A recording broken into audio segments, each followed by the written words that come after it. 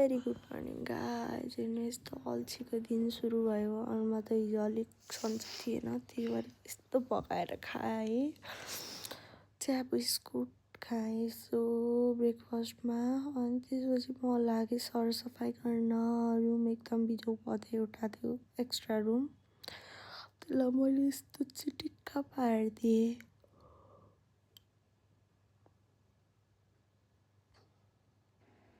अनि लन्च गरेँ, हिजो बेलुकाको बासी भात थाहा दियो हजुरहरूलाई। अनि लुगा हालेँ मेसिनमा, फेरि भुइँ सफा गरेँ, भुइँ पुछेँ, चिटिक्क पारेँ। अनि सुतेको म एकछिन भनेर सुतेको 6 बजेछ। 6 बजे पनि म जुरुक्क उठेन, फेरि निदा आइछु। अनि पछि चाहिँ उठेर म ग्रोसरी सपिङ गर्न गएँ, तरकारीहरू किन्नलाई। त्यही लुगामा यस्तो सोसाइटी गर्ने भिडियो बनाएँ। अनि सामानहरू किनेँ, सुई आएँ घर। म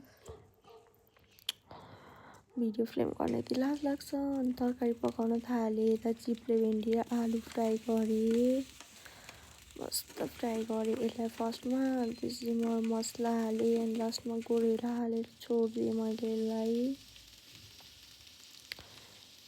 छोरी मान्छेको जिन्दगी त भात के पकाउने तरकारी के पकाउने भनेरै जाँदो रहेछ यार। आधी त बल्ल रियलाइज हुँदै अनि यता चाहिँ दाल बसालेँ। म त त्यो दाललाई चाहिँ पहिले झानिदिन्छु के। अनि यो जुम्लादेखि लिएर आएको दाल हो, एक वर्ष अगाडितिर। त्यो दाललाई अगाडि झान्यो भने झन्झट पनि हुन्न, झानिराख्नु पर्ने। अनि मिठो पनि हुन्छ कि गाइस, किनभने दाल पनि फ्राई हुन्छ त्यो सँगै। अब मिठै त हुन्छ होला नि, मेरो घरमा त सबलाई मनपर्छ। अब आफ्नो आफ्नो तरिका बनाउने। मैले चाहिँ यसरी बनाउँछु, मलाई सजिलो पनि लाग्छ कि फेरि खनाएर फ्राई गरिराख्नु पर्दैन, झानिराख्नु पर्दैन, त्यही भएर। त्यसलाई पानी हालेँ मैले 2 गिलास जति टक्क लाएर।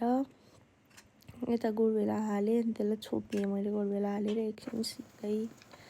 चिया खान मन लाग्यो, अनि चिया पकाउन थालेको है। अनि त्यो चियापत्तीको बिर्को खोजेको हेर्नु न, त्यो दिमागै छैन भने तलै राखेर रहेछ कि लास्टमा त। यसरी खोजेँ है मैले, लास्टमा त भित्र कि म त ओद्दा हैरान भएर।